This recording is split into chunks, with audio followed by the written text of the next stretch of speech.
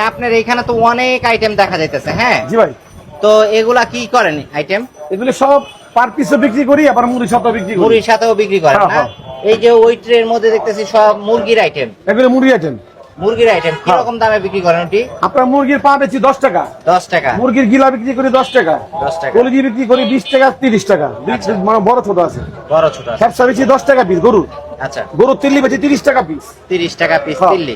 যে মুড়ির সাথে খায়, ধরেন গিলা কলজি মুড়ি সহ বেচি 50 টাকা, তিল্লি মুড়ি বেচি 50 টাকা। আবার প্যাকেজ নিলে গিলা কলজি তিল্লি ব্যবসা আলু ছোলাদা বানাই দেই, পার পিস প্যাকেট পরে 100 টাকা, আবার 160 টাকাও আছে, 150 টাকাও আছে।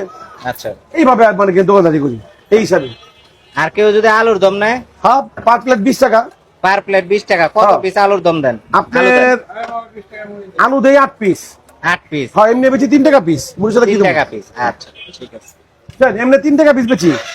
এখন দাম তো আলু একটু, আর আপনার এমনি আলু যদি কেউ নেয় 20 টাকায় 8 পিস দিই আমরা, 4 পিস 10 টাকা রাখি আর কি, 2 পিস 5 টাকা, বুঝতে ওই হিসাবে যেমন।